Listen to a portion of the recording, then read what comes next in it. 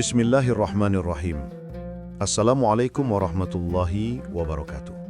Segala puji hanya milik Allah, Tuhan semesta alam, yang telah memberikan kita nikmat iman, nikmat kesehatan, serta kesempatan untuk kembali bertemu di channel ini dalam keadaan penuh rahmat dan keberkahan.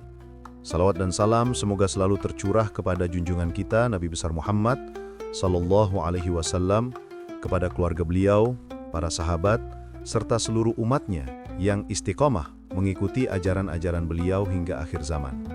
Saudaraku yang dirahmati Allah, sebelum kita memasuki pembahasan yang sangat indah pada kesempatan kali ini, izinkan saya mengajak saudara semuanya untuk mendukung channel ini dengan cara menekan tombol like, meninggalkan komentar sebagai bentuk interaksi baik, dan menekan tombol subscribe agar kita dapat terus bersama-sama belajar, mengingat Allah dan menguatkan keimanan dalam setiap episode berikutnya.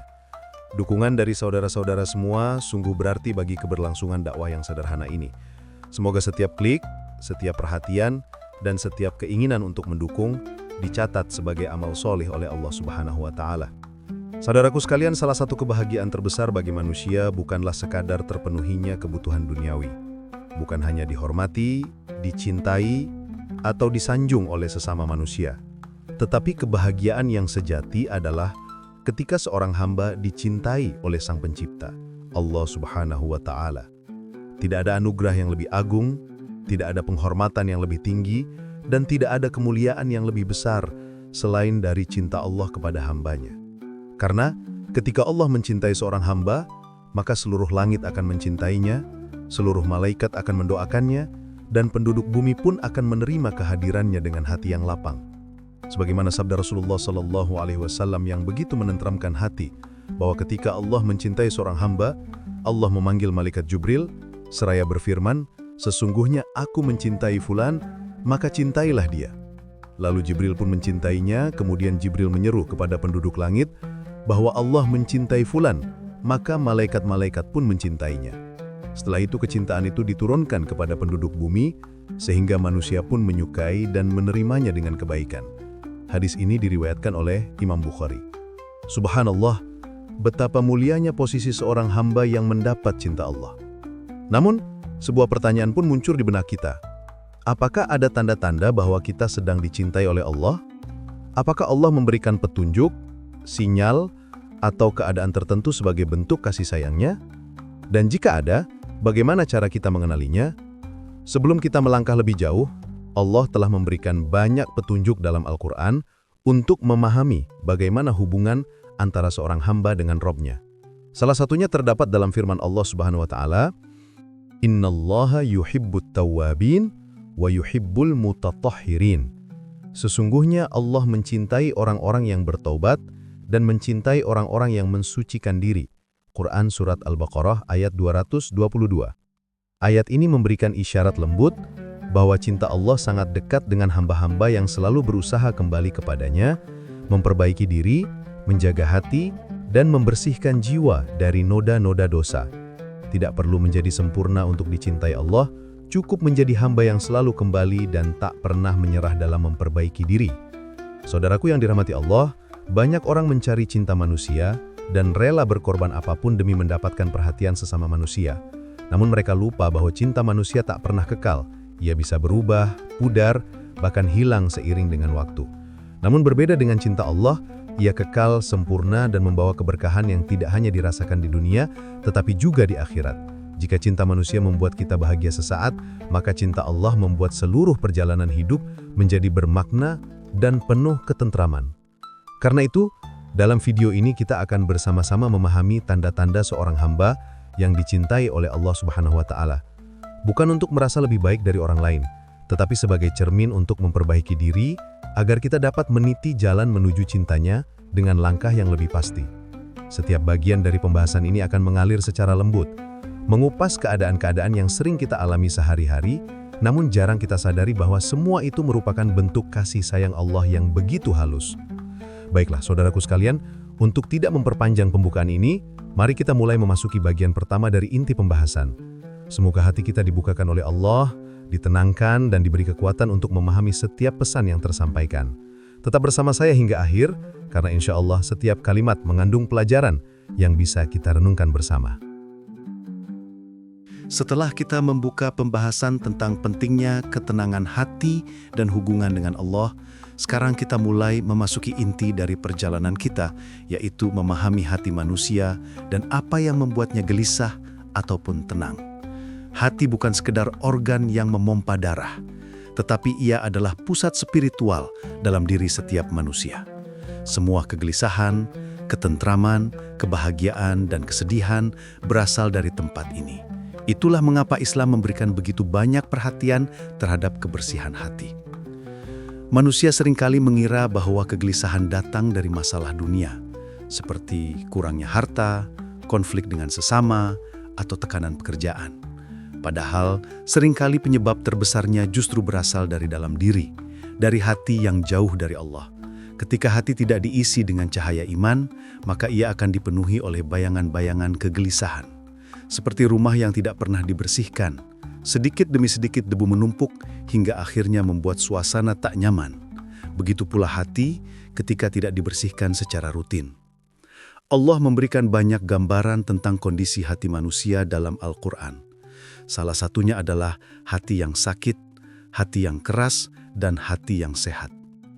Hati yang sehat adalah hati yang disinari iman, hati yang selalu kembali kepada Allah, hati yang mudah menerima kebenaran. Sedangkan hati yang keras adalah hati yang sulit tersentuh nasihat, bahkan ketika ayat-ayat Allah dibacakan kepadanya. Allah berfirman, "Tsumma qasat qulubukum min ba'di dzalika fahiya kal hijarati aw ashaddu qaswatan." Kemudian setelah itu hati kalian menjadi keras sehingga ia seperti batu bahkan lebih keras. Quran Surah Al-Baqarah ayat 74. Ayat ini memberikan pelajaran bahwa hati manusia bisa mengeras hingga sulit menerima kebenaran, sulit untuk tersentuh oleh ayat-ayat Allah, dan sulit untuk merasa tenang. Namun, Allah juga memberikan harapan bahwa hati dapat dilunakkan kembali dengan zikrullah, dengan tilawah Al-Quran, dengan taudat, dan dengan memperbanyak amal soleh, karena hati manusia sifatnya berubah-ubah. Rasulullah sendiri sering berdoa, "Ya muqallibal qulub, tsabbit qalbi ala dinik." Wahai zat yang membolak-balikan hati, teguhkanlah hatiku di atas agamamu. Jika seorang nabi saja memohon agar hatinya diteguhkan, bagaimana dengan kita yang imannya naik turun setiap hari? Tentu kita lebih membutuhkan pertolongan Allah agar hati tetap lembut dan terjaga. Hati menjadi gelisah ketika ia jauh dari Allah. Ketika manusia tenggelam dalam kesibukan dunia tanpa memberi ruang bagi ruhnya untuk bernafas. Ada orang yang hidupnya terlihat penuh tetapi hatinya kosong. Ada yang karirnya bagus tetapi batinnya hampa. Ada yang setiap hari tertawa tetapi kesepian saat malam datang. Semua itu bukan karena kurangnya nikmat dunia, tetapi karena hati kehilangan arah. Allah menggambarkan hal ini dalam firman-Nya, "Waman a'rada 'an dzikri fa inna lahu ma'isyatan dhanka." Barang siapa berpaling dari peringatanku, maka sesungguhnya baginya kehidupan yang sempit. Quran Surah Thaha ayat 124. Ayat ini menjelaskan bahwa sempitnya hidup seseorang tidak selalu berarti kekurangan harta. Bisa jadi hatinya sempit meskipun ia kaya. Bisa jadi pikirannya sempit meskipun ia berpendidikan tinggi. Karena hati yang sempit adalah tanda bahwa ia kurang diisi oleh zikrullah. Ketika seseorang menjauhi Allah, Allah akan membiarkannya mencari ketenangan dari hal-hal duniawi yang justru tidak pernah memberi ketenangan hakiki. Namun, sebaliknya, ketika hati dekat dengan Allah, hidup yang tampaknya sulit pun terasa ringan. Orang yang hatinya dekat dengan Allah akan lebih mudah menerima takdir, lebih mudah bersabar, lebih mudah bersyukur, dan lebih mudah memaafkan. Itulah kekuatan hati yang bersih. Bahkan dalam kondisi tersulit sekalipun, Allah memberi cahaya untuk menuntunnya. Hati yang dekat dengan Allah tidak mudah hancur hanya karena ucapan manusia, tidak mudah goyah hanya karena kesulitan hidup, dan tidak mudah putus asa hanya karena kehilangan sesuatu. Untuk mencapai kondisi hati seperti ini, diperlukan proses yang terus-menerus. Hati ibarat tanaman yang harus disirami setiap hari. Tanpa perawatan, ia akan layu. Tanpa zikrullah, ia akan kering. Tanpa renungan, ia akan keras. Maka pembahasan kita nanti akan masuk kepada bagaimana merawat hati agar tetap hidup. kita akan membahas bagaimana zikrullah dapat menghidupkan jiwa, bagaimana ibadah dapat menenangkan hati, dan bagaimana taubat dapat menyembuhkan luka batin yang selama ini tidak terlihat oleh manusia, tetapi diketahui oleh Allah. Dan perjalanan ini tidak berhenti pada satu kali kajian saja.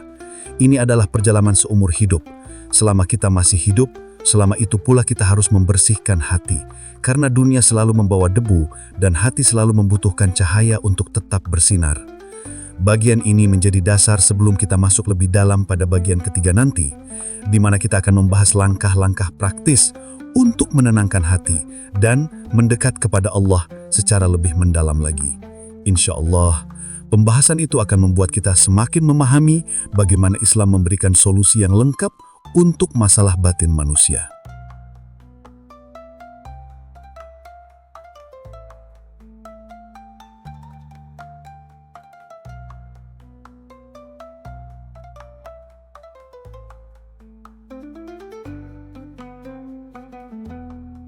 Setelah memahami kondisi hati manusia dan bagaimana ia bisa menjadi gelisah atau tenang, sekarang kita mulai memasuki bagian inti yang sangat penting, yaitu bagaimana Islam memberikan cara-cara praktis untuk menenangkan hati dan membuatnya tetap dekat dengan Allah. Hati yang tenang bukanlah hadiah instan, melainkan hasil dari kedekatan seseorang dengan Robnya. Ada orang yang rajin beribadah, tetapi hatinya masih gelisah karena ia belum benar-benar menghadirkan Allah di dalam ibadahnya.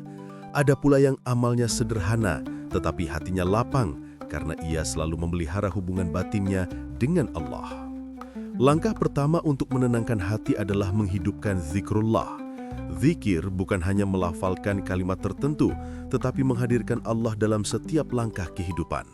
Ketika seseorang menyebut nama Allah dengan sadar, jiwanya akan terhubung kepada sumber ketenangan itu sendiri. Allah berfirman dengan sangat jelas, "Ala bidzikrillahi tatma'innul qulub." Ingatlah, hanya dengan mengingat Allah lah hati menjadi tenang. Surat Ar-Ra'd ayat 28. Ayat ini bukan sekedar penghiburan, melainkan janji Allah. Selama seseorang menghidupkan zikir, maka ketenangan bukan lagi sesuatu yang jauh, tetapi akan datang menghampiri seperti angin sejuk yang menyentuh hati. Banyak orang mencoba menenangkan diri dengan hiburan, liburan, atau pelarian dunia lainnya. Mereka mencari ketenangan di tempat-tempat baru, padahal ketenangan itu berada di dalam hati, bukan di luar diri. Jika hati tidak diisi zikir, maka ia akan terus resah meskipun berada di tempat paling indah sekalipun. Namun jika hati dipenuhi Allah, maka bahkan dalam kondisi paling sulit pun, seseorang tetap bisa merasa tentram. Langkah kedua adalah mendekat kepada Al-Quran. Hati manusia pada dasarnya lemah, ia mudah goyah dan mudah kotor. Al-Quran hadir sebagai penyucinya. Allah menyebut kitabnya sebagai petunjuk, cahaya, dan obat bagi hati. Allah berfirman, "Ya ayyuhan nasu, qad ja'atkum mau'izatun min rabbikum wa syifa'un lima fis suduri." Wahai manusia, sungguh telah datang kepadamu pelajaran dari Tuhanmu dan obat bagi penyakit yang ada di dalam dada. Surat Yunus ayat 57. Setiap kali seseorang membaca Al-Quran, hatinya dibersihkan dari kotoran-kotoran yang tidak terlihat. Ayat-ayat itu seperti air yang mengalir dan mencuci debu, membuat hati kembali jernih dan lapang. Tidak heran jika orang yang rutin membaca Al-Quran cenderung lebih tenang, lebih sabar, dan lebih kuat menghadapi ujian hidup. Sebab Al-Quran bukan hanya dibaca dengan mata, tetapi juga diserap oleh jiwa. Langkah ketiga adalah memperbanyak istighfar dan taubat. Banyak beban hati berasal dari dosa, entah dosa kecil atau dosa besar. Rasulullah SAW bersabda bahwa setiap anak Adam banyak melakukan kesalahan, tetapi sebaik-baik orang yang bersalah adalah yang bertaubat. Taubat itu ibarat menyiram api yang membakar hati. Ada orang yang terlihat sehat, tetapi batinnya sesak karena dosa membuat jiwanya berat. Ketika seseorang beristighfar, sebenarnya ia sedang membuang beban yang selama ini menumpuk di dalam hati. Maka semakin sering ia beristighfar, semakin ringan hatinya. Bahkan Allah sendiri menawarkan pengampunan dengan sangat lembut, seolah-olah Allah mengundang hambanya untuk kembali. Dalam hadis qudsi Allah berfirman, "Wahai hambaku, Jika engkau datang kepadaku dengan membawa dosa sepenuh bumi, tetapi engkau tidak mempersekutukanku, niscaya aku datang kepadamu dengan ampunan sepenuh bumi pula. Ini menunjukkan betapa luasnya cinta Allah kepada hamba-hambanya. Tidak ada yang lebih menenangkan hati daripada keyakinan bahwa Allah siap mengampuni, meskipun kita sering jatuh. Yang penting adalah kita bangkit dan kembali kepadanya. Langkah keempat adalah menata niat dan menjauhi maksiat. Hati adalah sesuatu yang sangat sensitif. Ia mudah terkena noda hanya karena satu maksiat yang terlihat kecil. Orang yang sering melakukan maksiat tanpa tobat akan merasakan hatinya gelap, berat dan jauh dari Allah. Sebaliknya, ketika seseorang menjaga pandangan, menjaga lisannya, menjaga perbuatannya, maka hatinya akan terasa lebih ringan dan lebih mudah tersentuh oleh ayat-ayat Allah. Bahkan maksiat yang terlihat sepele seperti ghibah atau melihat sesuatu yang haram bisa membuat hati gelisah berhari-hari tanpa disadari. Langkah kelima adalah menjaga hubungan baik dengan manusia, terutama orang tua, pasangan, keluarga, dan sesama muslim. Hati yang sering menyakiti orang lain tidak akan pernah tenang. Dendam, iri, amarah, dan kebencian adalah racun bagi jiwa. Rasulullah SAW mengajarkan bahwa orang kuat bukanlah yang menang ketika bergulat, tetapi yang mampu menahan amarah. Semakin seseorang memaafkan, semakin lapang hatinya. Sebaliknya, semakin ia mendendam, semakin sempit dadanya. Maka ketenangan hati akan... Alhamdulillah sahabat-sahabat sekalian, kita telah sampai di penghujung pembahasan kita dalam rangkaian kajian tentang bagaimana menjaga hati, menemukan ketenangan, dan meraih kedekatan dengan Allah Subhanahu wa Ta'ala. Semoga apa yang telah kita bahas mulai dari bagian pertama hingga bagian ketiga dapat tersimpan dalam hati kita, menjadi bagian dari perjalanan hidup kita, dan pada akhirnya mempengaruhi cara kita menjalani hari-hari di dunia yang penuh ujian ini. Sebab, tidak ada yang lebih penting dalam hidup selain memiliki hubungan yang baik dengan Allah, memiliki hati yang bersih, dan jiwa yang tenang. Dalam perjalanan hidup ini, kita mungkin sering terjatuh, tersesat, atau merasa jauh dari Allah. Tetapi Allah tidak pernah menjauh dari kita. Justru kita yang sering melupakannya. Ketika hati mulai terasa kosong, gelisah, sulit tidur, kehilangan arah, atau tidak tahu harus berbuat apa, itu adalah tanda bahwa hati memanggil kita untuk kembali kepada Allah. Allah memberikan banyak cara untuk kembali. Kita sudah membahas tentang zikir, membaca Al-Quran, memperbanyak istighfar, menjaga niat, menghindari maksiat, dan memperbaiki hubungan dengan sesama. Semua itu bukan hanya amal ritual, tetapi terapi ruhani yang membersihkan hati dari segala karat. Betapa indahnya jika kita bisa menjadikan amalan-amalan tersebut sebagai bagian dari keseharian kita. Tidak perlu sesuatu yang besar. Mulailah dari hal kecil, tetapi dilakukan dengan istiqomah. Ketika bangun tidur, lafalkan hamdalah. Saat hendak tidur, bacalah ayat terakhir Al-Baqarah. Ketika merasa gelisah, sebutlah nama Allah. Ketika berbuat salah, cepatlah meminta ampun. Ketika melihat sesuatu yang menyesakkan hati, bersabarlah. Dan ingat bahwa Allah sedang mendidik kita. Dengan cara itu, hati akan menjadi lebih kuat, lebih lembut, dan lebih tenang. Banyak orang yang mencari ketenangan di luar, padahal ia berada di dalam diri. Banyak yang mencari kebahagiaan dari manusia, padahal sumber kebahagiaan itu adalah Allah. Dunia ini tidak pernah bisa memberikan ketenangan yang hakiki, karena dunia bukan tempatnya ketenangan.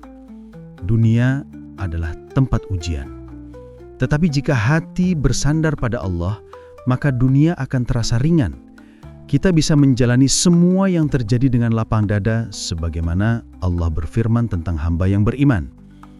فَمَنْ يُرِدِ اللَّهُ أَنْ يَهْدِيَهُ يَشْرَحْ صَدْرَهُ لِلْإِسْلَامِ. Maka siapa yang Allah kehendaki untuk diberi hidayah, Allah akan lapangkan dadanya untuk menerima Islam. Quran Surat Al-An'am ayat 125. Ayat ini mengajarkan bahwa kelapangan dada adalah bagian dari hidayah, dan hidayah datang ketika kita mendekati Allah. Hati yang lapang adalah hati yang bahagia. Hati yang bahagia adalah hati yang dekat dengannya. Sahabat-sahabat sekalian, kadang kita merasa sulit untuk istiqomah. Namun jangan putus asa.